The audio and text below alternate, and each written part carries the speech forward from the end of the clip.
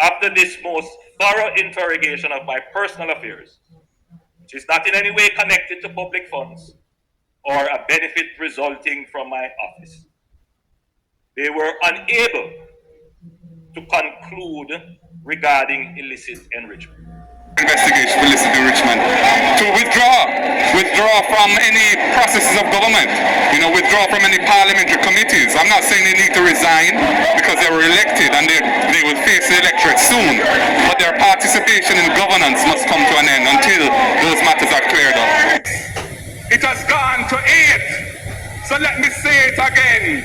The failure to disclose the identity of the so-called illicit 8 MPs who are under investigation by the Integrity Commission remains a festering sore, only made worse by the Prime Minister's gag order on his cabinet ministers and MPs speaking publicly on these matters. Come to CXC, it gets worse.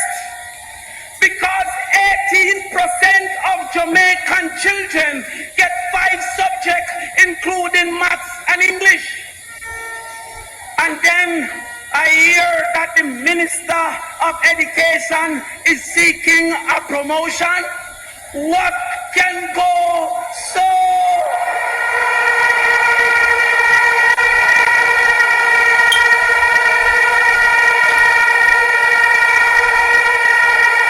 I knew it was very hot air on the part of the opposition when their spokesman on education declared that most schools will not be ready for September. Mr. Speaker, what can go so?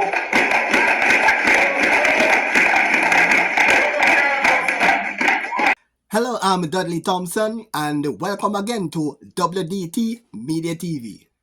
I'm Etana, and you're watching WDT Media TV. Keep it locked.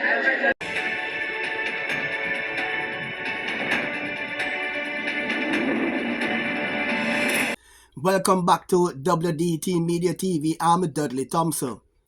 The ICE report is in. It was tabled in Parliament, and it began with the financial statement regarding the Prime Minister. And he stated that it all began with an incorrect statement from a bank. Here now is the Prime Minister of Jamaica, Andrew Holness. Started with an incorrect statement from a bank. It started with an incorrect statement from a bank. A bank gave a balance verification that I had funds in US dollars, which was incorrect. So too was the asset in question the subject of errors by the financial institution that managed the assets. While I authorized the transaction, from the outset of the acquisition of the asset in 2019, I was unaware that the financial institution had assigned an amount in error to my account from an associated company. A year later, the investment instrument, a bond, was called by the issuer, and the financial institution made another error and pooled my funds with the associated company. As soon as I discovered this pooling, which is acknowledged in the report, I alerted the institution and instructed that the accounts be correctly separated. However, the initial incorrect assignment was not corrected at that time. I only became aware of the discrepancy when the institution alerted me in June of this year.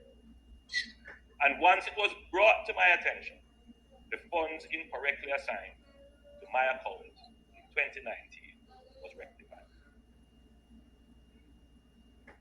I also reject claims in the report that I have hindered the examination of my declarations by not supplying information requested. Let it be known that I have complied with any obligation placed on me within the law. As far as I am aware, the company with which I am directly associated is compliant and up to date with its filings. The Prime Minister went on to say that statements were examined from the year 2018 to 2023 and they found no evidence of illicit enrichment. The summary of the report outlined that my personal financial affairs from 2018 to 2023 was examined, including associate private third-party businesses and transactions. Over 3,600 transactions were examined, 28 bank accounts, over 80 witness statements collected. This effort to pursue me and my affairs led to the hiring of an international forensic accounting examiner for 6 months. As far as I'm aware, only my 2021 declaration was submitted for investigation. After this most thorough interrogation of my personal affairs, which is not in any way connected to public funds or a benefit resulting from my office, they were unable to conclude regarding illicit enrichment. Nonetheless, they concluded that in one of the 5 years they examined, 2022, there was unexplained growth in my net worth of 1.9 million Jamaican dollars, or less than 1% of my total net assets. I reject this finding based on materiality and significance. And while I have not had a chance to fully review the specifics of their calculations, just a cursory review of their formula, I have seen an error in figures they have used in their calculation. And therefore, I challenge this finding on incorrect use of data. The Prime Minister also stated that it's alleged that he had omitted bank statement from his declaration. The Prime Minister here to set the record straight. Based on what is said in the summary, queries were triggered because it is alleged that I had omitted bank accounts from my declaration. And one of these accounts was incorrectly reported as a US dollar balance by a financial institution. These matters were cleared as the accounts in question, by my recollection, were dormant, previously reported, and the balance in them were around Jamaican $3,000 and 200 euros. Subsequently, my declaration were once again referred for further scrutiny for accuracy and completeness. Other accounts were identified and alleged to be belonging to me, but undeclared. Some of these accounts were opened by my parents as far back as 1975, and my name later added, probably while I was still a child. Many Jamaicans add their children to their accounts for survivorship reasons and in the event of emergency. I have never claimed these as my assets. And I'm satisfied that the Director of Corruption Prosecution ruled that there was insufficient evidence to support claims that I intentionally omitted bank accounts from my declaration, and that there is greater evidence to support my explanation as opposed to evidence to the contrary. I also note that no other matter in the report was referred to the authorized authority, that is, the Director of Corruption Prosecution. Hi, this is JC Lodge, and you're watching WDT Media TV. The PNP's Damion Crawford was in full flight at the PNP conference in the arena when he made note of the fact that the high level of failure by Jamaican students in PEP and CXC exam. And he also noted that based on that bad track record, the Minister of Education is earmarked for a promotion. And he asks, what can go so? Who among us, if our children ask for bread, we'll give them stone. And if our children ask for fish, we'll give them serpent. Too many of our children are receiving stone and serpent from the Jamaica Labour Party.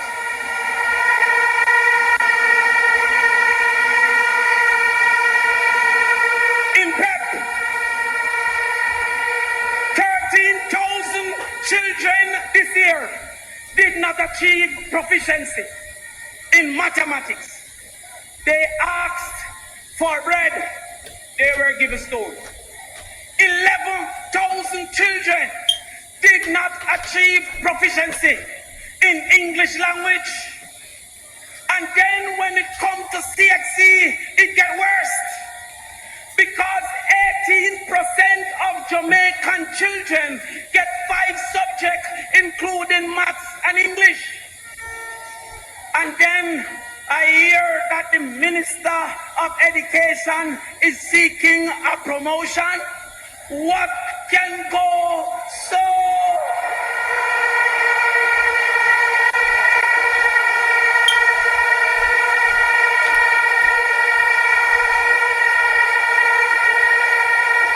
By right, she should be asked for her resignation.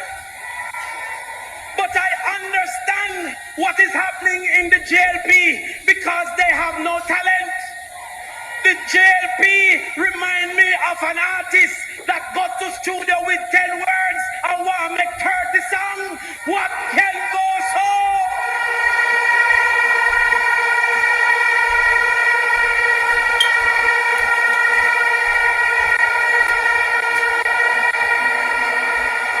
The Minister of Education, that's Faval Williams, and she said Mr. Crawford was blowing hot here when he made such remarks, and she gave figures of the success of Jamaican students, and then she asked, what can go so?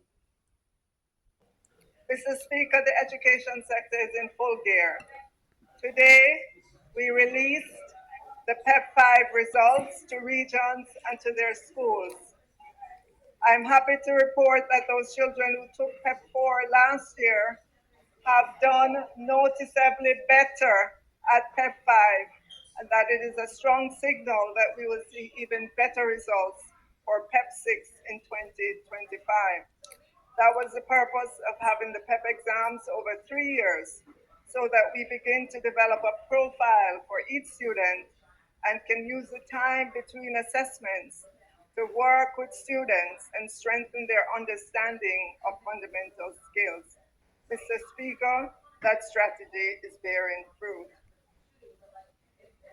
I will share with you that in language arts, approximately 68% of students achieved proficiency or higher, a substantial increase from 48% who sat PEP in 2023. And in mathematics, 47% of students achieved proficiency or higher, a notable rise from the 25% proficiency rate in 2023 for those who sat PEP 4. Mr. Speaker, I knew it was very hot air on the part of the opposition when their spokesman on education declared that most schools will not be ready for September. Mr. Speaker, what can go so?